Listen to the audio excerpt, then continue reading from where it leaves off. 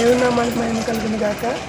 ఈరోజు దేవుడు నాకు ఇచ్చిన నూతన దయాకిరీటాన్ని పురస్కరించుకొని ఈ పెద్ద అనాథాశ్రమంలో కొంతమంది వృద్ధులకు దేవుడు నాకు ఇచ్చిన కృపను బట్టి వారికి టిఫిన్స్ అలాగే ఫ్రూట్స్ పంచడం జరిగింది. దేవుడు ఇంకెలాగా సేవలో కొనసాగాలని అన్నింటికి చేయుతగా ఉంది. ప్రభువుని దీవించాలని చేసిన చిన్న కార్యక్రమాలను బట్టి ప్రభువు మహిమ పలుకుతూ నాకు విష్ చేసిన ప్రతి ఒక్కరికి హృదయపూర్వక వందనాలు తెలియజేస్తూ ప్రతి మాట